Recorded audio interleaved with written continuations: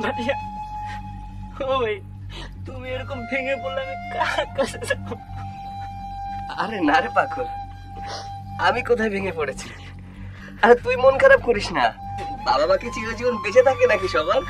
আমি আছি না, আমি তো আছি তোর, তাই না? কান্না করিস না পাগল। আরে পাগল কান্না করিস না, আমি তো আছি, একদমই কান্না করিস না। পাগল ভাই আমার।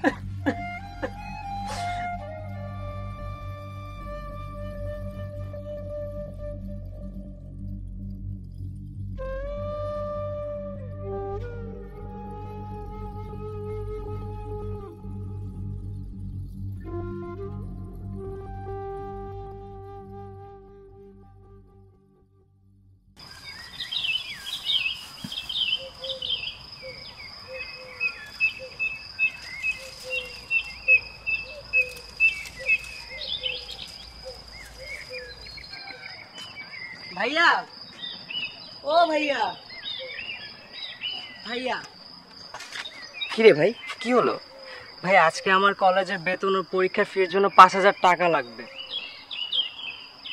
5,000 টাকা? ভাই এত টাকা তো আমার কাছে নাই। ভাই আজকেই শেষ ডেট, আজকে যদি ফর্ম ফিল আপ না করতে পারি স্যার আমাকে পরীক্ষা বসতে দেবে না ভাইয়া। আচ্ছা ঠিক আছে, তুই কোনো চিন্তা করিস না, দেখি আমি টাকার ব্যবস্থা করছি, তুই ঘরে গিয়ে বস। আচ্ছা ভাইয়া। এত টাকা আমি এই মুহূর্তে কোথা থেকে জোগাড় করব? একটা কাজ করি, মেম্বার সাহেবের কাছ থেকে টাকাটা ধার নিয়ে আসি, ফসল উঠলে দিয়ে দিব। যাই।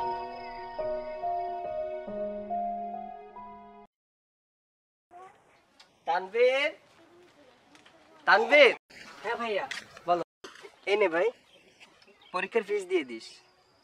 আমার লক্ষ্মী ভাইয়া। আমি যাই। যা যা যা, তাড়াতাড়ি যা। বাবা না থাকার যন্ত্রণা আমি হাড়ে হাড়ে টের পাচ্ছি। আর যদি বাবা তুমি বেঁচে থাকতে, তাহলে এই দায়িত্বটা আমার নিতে হতো না।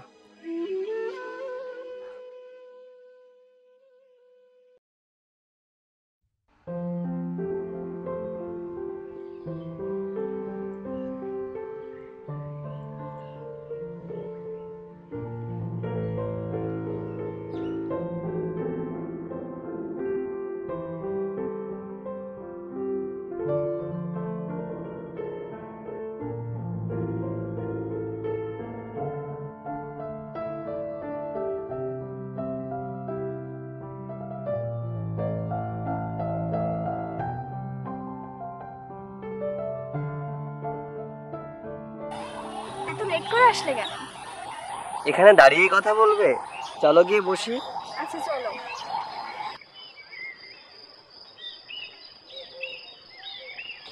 প্রত্যেকটা দিন তুমি লেট করে আসো, সমস্যা কি তোমার? আগে বলতে বাবা অসুস্থ, তাই তাকে দেখতে হয়, কিন্তু এখন তো বাবা মারা গেছে। শ্রুতি, তুমি এভাবে কেন কথা বলছো?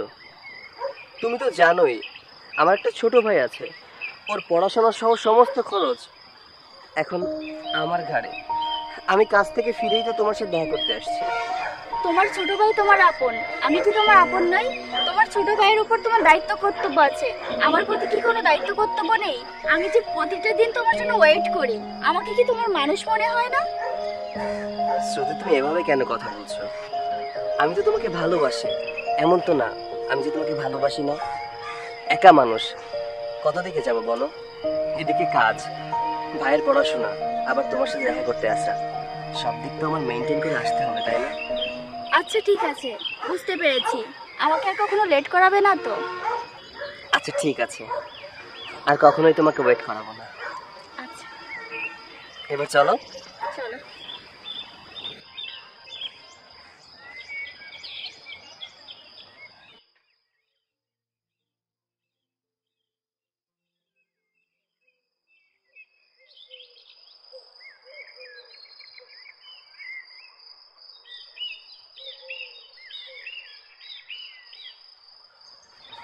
বাহ, তোমার তো টাইম সেন্স অনেক বৃদ্ধি পেয়েছে। দেখেছো, সম্পর্কে ঝগড়া না হলে কোনো কিছু ঠিক হয় না। মাঝে মাঝে আমি এটা চিন্তা করি যে আমার মতো একটা গরিবের সাথে তুমি কেন রিলেশন করো? ভালোবাসি কেন ভালোবাসি তা জানি না। ভালোবাসা কি ধনী গরিব দেখে হয়? আচ্ছা যাই হোক, বাদ দাও। তোমার কি মনে আছে? কি মনে থাকবে? জানি তো মনে থাকবে না। আমার মাঝে মাঝে সন্দেহ হয় তুমি সত্যি কি আমাকে ভালোবাসো। কি যে বলো তুমি! আমার একটা মাত্র গার্লফ্রেন্ড, আর আগামী পরশুদিন তার জন্মদিন। এটা যদি আমার মনে না থাকে তাহলে কি হয়? জানি তো তুমি ফাজলামো করছো। তুমি আমাকে সত্যি খুব ভালোবাসো, তাই না? ভালোবাসে কিনা জানি না, তবে এতটুকু জানি, যখন যেখানেই যাই না কেন, যে কাজই করি না কেন, শুধু তোমার কথাই মনে পড়ে। এই শোনো, প্রতিবারের মতো এবারও চালাকি করলে কিন্তু হবে না। এবার বার্থডেতে আমাকে গিফট দেওয়া লাগবে। ওকে ঠিক আছে, গিফট দিব। বলো কি গিফট দিবে? কি গিফট দিব এটা তো বলবো না। গিফটটা না হয় বার্থডে দিনে দেখবে। চলো।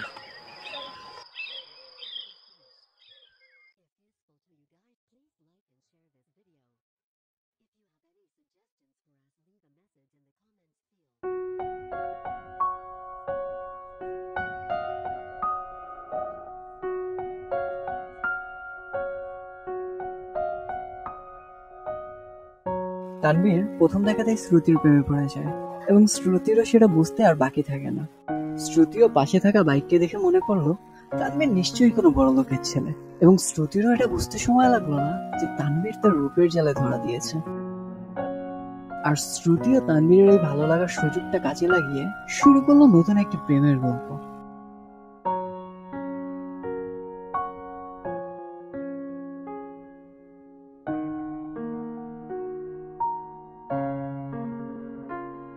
একদিকে সৈকত শ্রুতিকে প্রচন্ড ভালোবাসে, অন্যদিকে সৈকতেরই দুনিয়ায় সব থেকে আপন মানুষ, তার আদরের ছোট ভাই, সেও শ্রুতিকে ভালোবাসতে শুরু করেছে। এবার দেখা যাক বিধাতা এই গল্পে নতুন কি লিখেছে।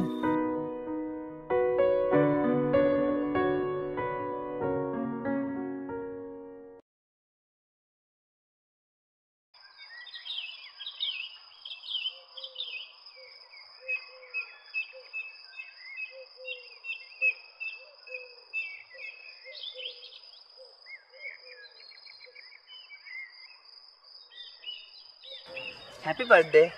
তোমার আজও লেট। আজ আমার বার্থডে। আজ অন্তত একটু আগে আসতে পারতে। আসলে আমার একটা জরুরি কাজ পড়ে গেছিল, তাই আসতে একটু দেরি হলো। দেরি করে আসছো ভালো কথা। আমার গিফট কোথায়? এই নাও আইসক্রিম। এইটা আমার গিফট। শ্রুতি, তুমি এটা কি করলে? আইসক্রিমটা ফেলে দিলে? দেখো, এভাবে হয় না। আজ তোমায় কিছু কথা বলতে চাই। আমি অনেক ভেবে দেখেছি, টাকা ছাড়া দুনিয়া চলে না। আর তুমি যে টাকা ইনকাম করো তা দিয়ে যদি আমি সংসার করি, তা আমাদের সংসার 2 দিনও ভালোভাবে চলবে না। শ্রুতি, তুমি এসব কি বলছো? আমাদের এতদিনের রিলেশন, আজকে তুমি হঠাৎ এসব কি বলছো? আরে আমি আজ ইনকাম করছি না, কাল তো আমি ইনকাম করতে পারবো, তাই না? দেখো আমি শিক্ষিত, আজ চাকরি করছি না, কাল করব। এভাবে কেন কথা বলছো? হ্যাঁ, আমি সত্য বলছি। আমি তোমার সাথে রিলেশন রাখতে পারছি না। আর হ্যাঁ, আমি নতুন একটা সম্পর্কে জড়িয়ে গেছি, যে আমাকে তোমার থেকে অনেক ভালো রাখবে, কারণ ওর অনেক টাকা আছে। সৈকত, আমি সুখে থাকতে চাই। আর শোনো, ওর সাথে তোমাকে পরিচয় করিয়ে দেওয়ার জন্য ওকে নিয়ে আসছি। তানভীর,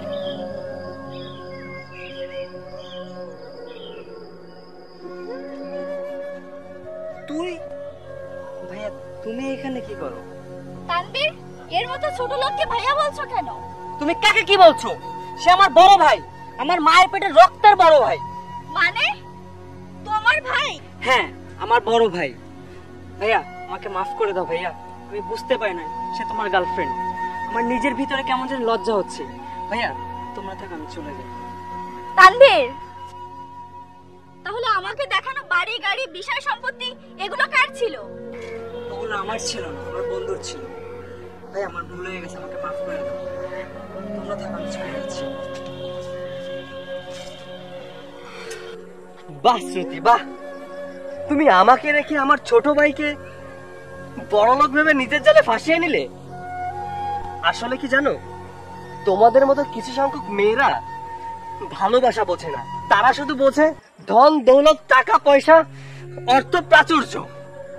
তাদের কাছে ভালোবাসার কোনো মূল্য থাকে না। একটু সুন্দর চেহারা আছে বলে তোমরা মানুষকে মানুষ বলে মনে করো না। আর আমি গরিব ঠিকই, কিন্তু তোমাকে কখনো অবহেলা করেছি, ভালোবাসায় কমতি রেখেছি? শ্রুতি, আমি গরিব ঠিকই হতে পারি, কিন্তু তোমার মতো নিচু মনের মানুষ আমি না। আর শোনো, আজকের এই জন্মদিনে তোমাকে আমি একটা সারপ্রাইজ দিতে চেয়েছিলাম। তোমাকে বলেছিলাম না তোমার বার্থডের দিনে তোমাকে একটা গিফট দিব? আরে আইসক্রিম তো তোমাকে খাওয়ার জন্য দিয়েছিলাম, ওটা আমার গিফট ছিল না। আমার চাকরি হয়ে গেছে, এই আমার অ্যাপয়েন্টমেন্ট লেটার। আমি এটা দেখানোর জন্য আজকের দিন পর্যন্ত ওয়েট করেছিলাম। আমি চাইলে সেদিন তোমাকে দেখাতে পারতাম, কিন্তু দেখাইনি। কেন জানো? আজকে তোমাকে সারপ্রাইজ দিব বলে। কিন্তু ভাগ্য দেখো, আজকে আমি নিজেই সারপ্রাইজ হয়ে গেলাম। তবে কথায় আছে, সুখ সবার কপালে জোটে না। ভালো থেকো।